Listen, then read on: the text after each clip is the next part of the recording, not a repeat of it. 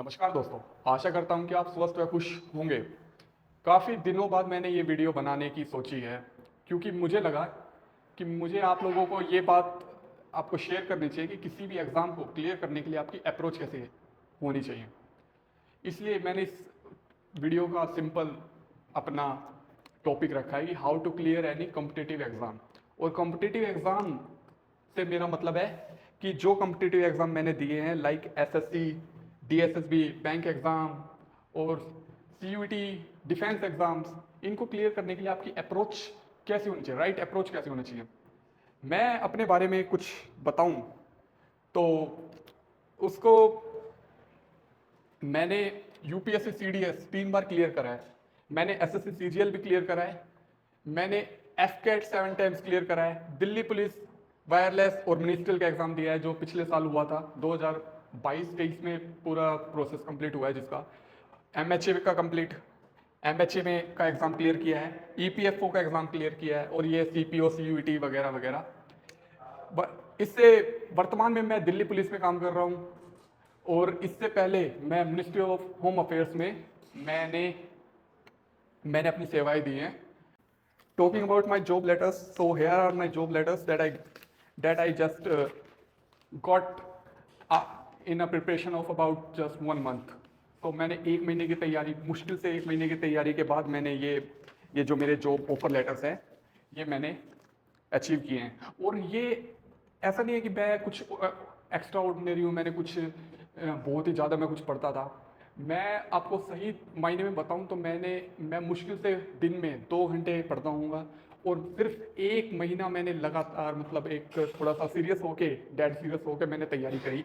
इससे पहले मैंने कभी एसएससी एग्ज़ाम देने की भी नहीं सोची थी, डीएसएसबी, ये बैंकिंग एग्ज़ाम, क्योंकि मेरी अप्रोच ही मतलब मेरा इसमें जाने का मेरा मन ही नहीं था। मैं सोचता था कि नहीं नहीं मैं नहीं करूँगा, पर आखिरी में जब आता है कि आपको ज़िंदगी अपनी आगे चलाने के लिए आपको सैलरी वो पैसे की ज़रूरत पड़ती है, तो फिर तो ज़िंदगी सिखा देती है आपको ये सब करने के लिए। फिर मैंने मैंने ये सबसे पहले जो मैंने अप्रोच, जो मैंने जिस तरह से ये एग्ज़ाम क्लियर करने चाहिए, मैंने ये इस बारे में सोचा। तो क्या करा कि मेरा जो कारण थे, जो मैं ये इतने एग्ज़ाम क्लियर कर पाया, उसका कारण क्या था। सबसे पहले मैंने ये सोचा कि मेरे पास इतना टाइम तो है नहीं कि मैं आराम से सारे कोर्स करता रहूं और उसके बाद मैं एग्ज़ाम दूं, क्योंकि मेरे पास टाइम नहीं था। टाइम मेरे पास मुश्किल से भी 1 महीना बचा होगा, उससे भी कम ही था उस। और मैंने टारगेट अपने आप को ला के रख दिया कि मेरे को ये एग्ज़ाम है, ये एग्ज़ाम आप मेरे को क्लियर करने हैं। लाइक से वो सितंबर का मंथ था, सितंबर का मंथ के बाद अक्टूबर आने के बाद मैंने ये एग्ज़ाम जो था मेरा सीजीएल का था और फिर ये दिल्ली पुलिस के भी थे, एमएचए का भी एग्ज़ाम था, तो ये सब एग्ज़ाम एक साथ ही हुए थे। इन सब को एग्ज़ाम को मैंने एक साथ ही टैकल करना था। और मैंने ये सोचा कि अगर होते हैं तो ठीक है, नहीं होते हैं तो let's move on to any other thing. मैं किसी पे स्टिक नहीं रहना है। तो आपको ना देख, राइट अप्रोच, आपकी आपकी अप्रोच आपकी राइट होनी चाहिए, बिल्कुल ठीक अच्छी अप्रोच होनी चाहिए। ये नहीं होना चाहिए कि आप किसी और को मतलब देख के आप उससे इंस्पायर हो रहे हो कि हाँ ये ऐसे कर रहा है तो ऐसे ही करना चाहिए, ये 6 महीने से पढ़ रहा है, 1 साल से पढ़ रहा है, 2 साल से कोर्स कर रहा है, तो आपको भी यही कोर्स करना चाहिए, तभी आपका एग्जाम क्लियर होगा। ये जो होते हैं ना कि एक होते हैं एक्स्ट्रा ऑर्डिनरी, उनकी तो बात ही अलग है, वो तो हमेशा पढ़ते रहते हैं। और एक होते हैं जो मेरे जैसे, जो जो हमेशा किताब के सामने नहीं बैठ सकते, किताब के उनके पास उनका और भी कुछ आइडियाज़ होते हैं करने के लिए, जिंदगी में और भी चीज़ करने को होती है, लाइक भाई बॉडी बिल्डिंग की होती है, एक्सरसाइज होती है, एक्स्ट्रा मतलब वर्क होता है। और वो 10 घंटे बैठ के नहीं पढ़ सकते, मैं भी उनमें से ही था। मुश्किल से मैं 1 घंटा बैठ सकता हूँ, 2 घंटे बैठ सकता हूँ दिन में, इससे ज़्यादा मेरे से पढ़ाई हो ही नहीं सकती है। स्मार्ट स्टडी आपको करनी है, वही जो मैंने बताया, टाइम स्केर्स, टाइम आपके पास हमेशा कम रहेगा। आप हमें कभी भी ऐसे सोचेंगे ना कि पहले मैं अपना सिलेबस कंप्लीट कर लेता हूँ, फिर उसके बाद मैं आगे मतलब पढ़ता हूँ, आगे फिर एग्ज़ाम दूंगा, पहले सिलेबस करूँगा। ये मेरे ख्याल से ये अप्रोच बिल्कुल ही गलत है। आपको अप्रोच ऐसा कभी नहीं करना चाहिए। पहले आप एग्ज़ाम को भी, अपने पास वाले टारगेट जो भी एग्ज़ाम हो उसको भी आप टारगेट में रखिए, साथ में आप तैयारी करते रहिए। वो तैयारी कैसे करनी है वो भी मैं आपको बता रहा हूँ। मीडियोकर मैंने बताया, मैं मीडियोकर ही था, बल्कि उससे भी नीचे लगा लो। ज़्यादा मेरा पढ़ने का बिल्कुल भी इंटरेस्ट नहीं था। बस मेरे को वही चीज़ है कि लाइफ की डिमांड है, आगे मेरे को कुछ करना था, तो मैंने इसलिए मैं पेपर देने मैंने ये स्टार्ट किए। स्मार्ट स्टडी, स्मार्ट स्टडी 1 महीने विद इन 1 मंथ तैयारी करने के लिए, आपको किसी भी एग्जाम निकालने के लिए आप you can not only study, you should do smart study, some kind of study like. तो उस स्मार्ट स्टडी के लिए आपको जो सिलेबस है ना, आपको वो सिलेबस आपको पता होना चाहिए कि एग्जाम में क्या क्या पूछते हैं। वो आपको सिलेबस कैसे पता लगेगा? कह देते हैं कि 10वीं तक का सिलेबस आता है बिल्कुल आता है, और वो 10वीं तक का सिलेबस आपको कराएगा आपको वो जो एग्ज़ाम क्लियर करने के लिए। तो आप जो कोचिंग लेते हो उस कोचिंग में भी आपको वो 10वीं तक का ही मैथ जी एस वगैरह जो होता है, जी एस तो चलो फिर भी करंट अफेयर्स वगैरह का होता है, बट मैथ का मेनली टॉक्स अबाउट, इंग्लिश का बात करते हैं तो ये 10वीं तक का ही सिलेबस होता है। तो ये सब कुछ आपने पहले ही पढ़ रखा है बिल्कुल। 1 महीना आपके लिए एनफ है अगर आपने पढ़ रखा है। हाँ, पढ़ा सबने होता है थोड़ा थोड़ा, जैसे मैंने भी ज़्यादा नहीं पढ़ा है, पर हाँ ठीक है, मैंने उस टाइम थोड़ा बहुत, जब टीचर बोलता रहता है तो एक तरह से आपके सबकॉन्शियस में वो आपके फीड होता रहता है। यू नो, जब हम पढ़ाई करते हैं, जब 10वीं में हम छोटे थे, तो उस टाइम में हमारा माइंड ही हमारा कुछ अलग लेवल का चलता था, और वो माइंड अब हमारा इतना नहीं चल पाएगा।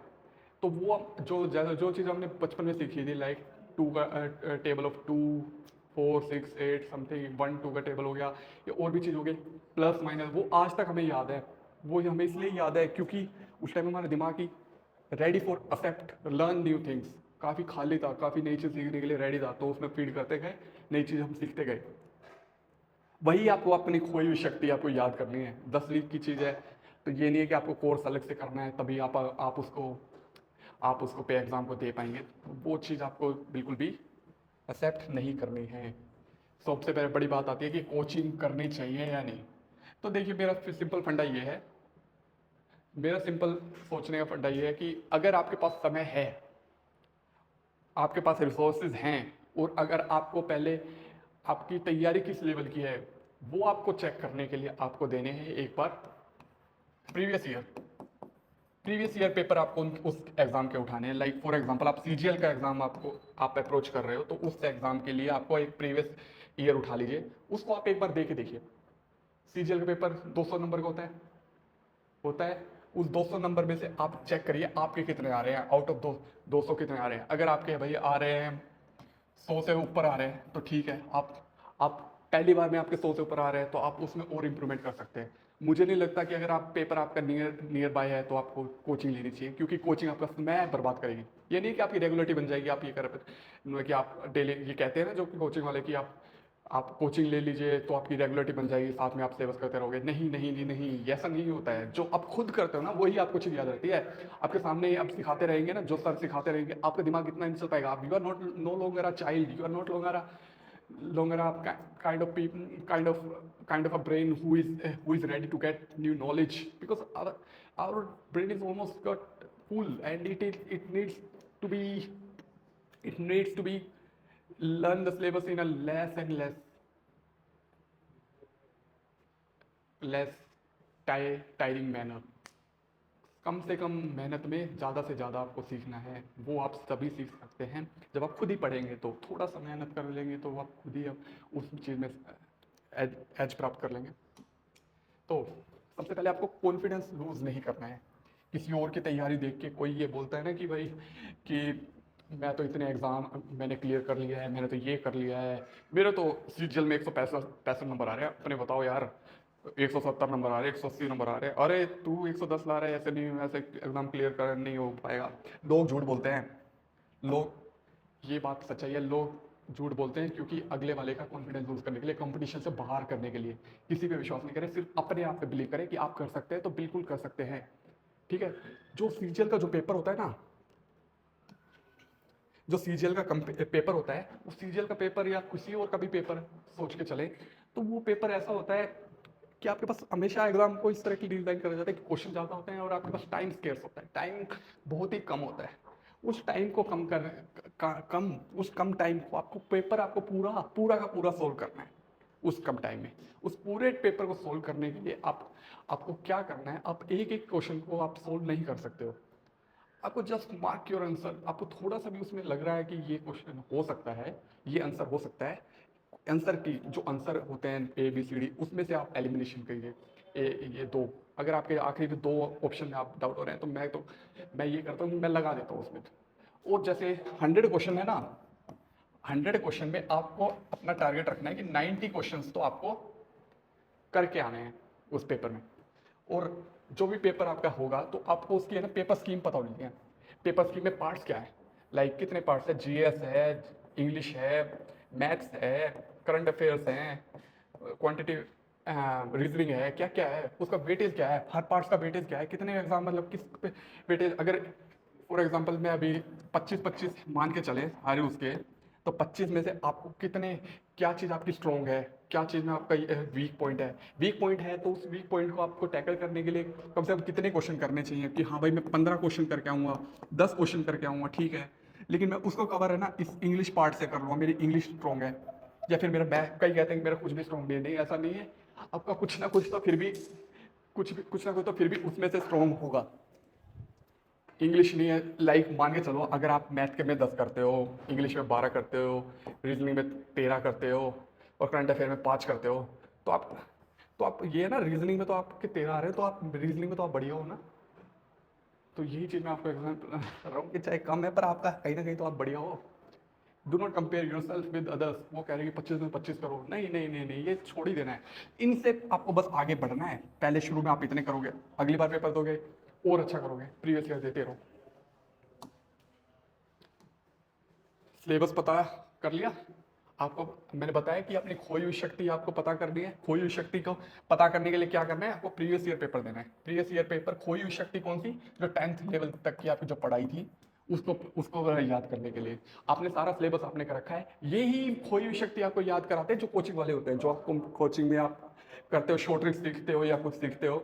शॉर्ट ट्रिक्स आपको सीखने, आई डोंट थिंक कि इतना आपको उसके लिए आपको कोर्स ही आपको करना चाहिए, पूरा अपना 6 महीने का आपको लगानी चाहिए, ठीक है। फिर आप जो प्रीवियस ईयर पेपर देते हो ना, जो आप मॉक्स देते हो, मॉक्स में भी प्रीवियस ईयर क्वेश्चन आपके होने चाहिए। उसका आपको रिजल्ट, आपको पेपर जितने भी आपके नंबर है उसको ना, फिर नंबर के बाद आपको उसको एनालिसिस भी करना है कि कितने नंबर आए हैं आपके, ठीक है। कोई डाउट हो उस पर भाई, फिर क्वेश्चन भी देखने हैं आज कौन से गलत है कौन से सही है।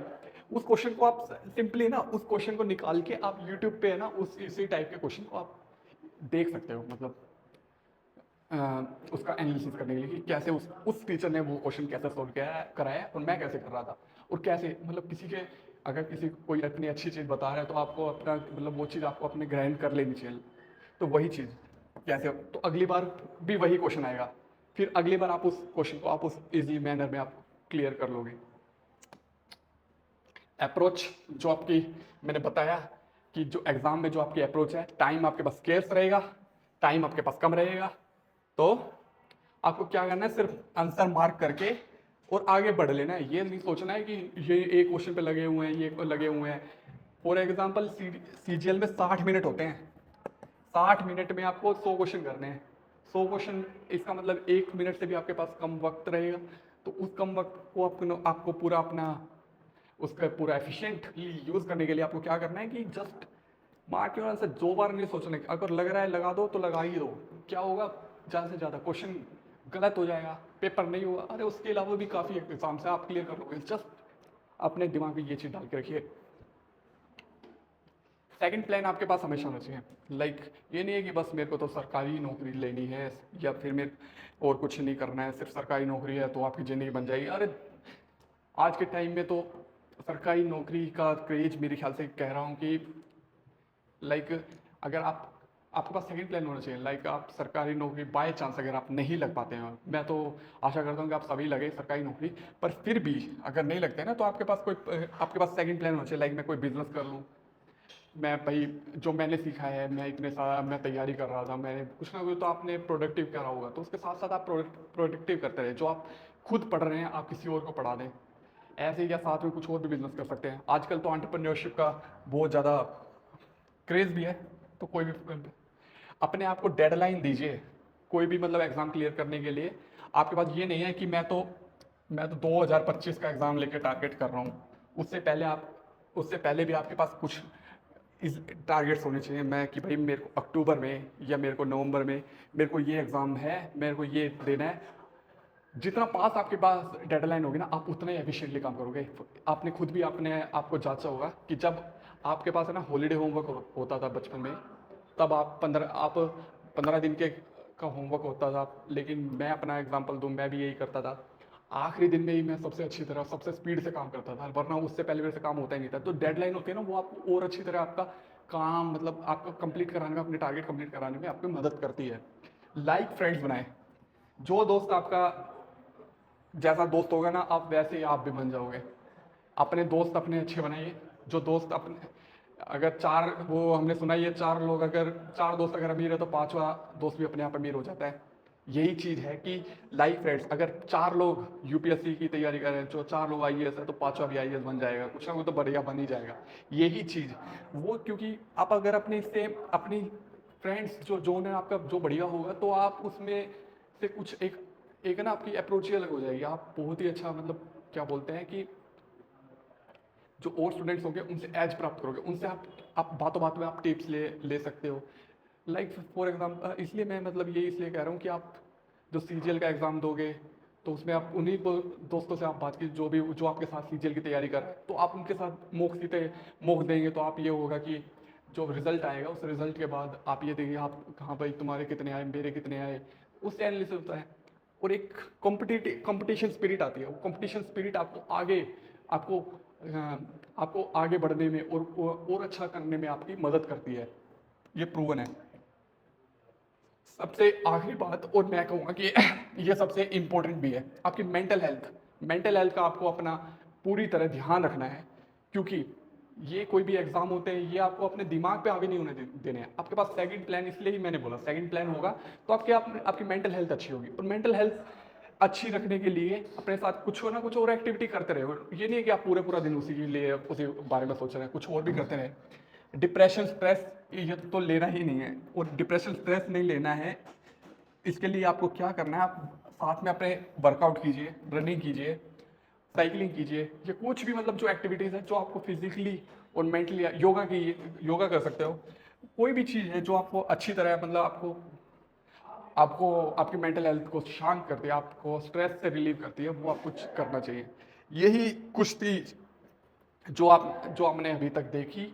ये चीज़ आपको अपने ध्यान रखनी है, कोई भी एग्ज़ाम क्लियर करना है, सिर्फ इन बातों का ध्यान रखिए। और मैं खुद, मेरे पास 4 जॉब लेटर आए, गवर्नमेंट एग्जाम्स के जो जॉब लेटर आए। मैंने कभी इतनी अच्छी तरह मतलब मैंने तैयारी नहीं करी, और स्टिल मैंने क्लियर करी। ये जस्ट मेरी राइट अप्रोच थी, और आप भी अपना एग्ज़ाम क्लियर कर सकते हो। जस्ट आपको अपनी अप्रोच राइट रखनी है, कैसे आपको स्मार्ट स्टडी करनी है, ये चीज़ है, आपको ध्यान रखना है। मैं मिलता हूँ आपसे अगली वीडियो में। नमस्कार।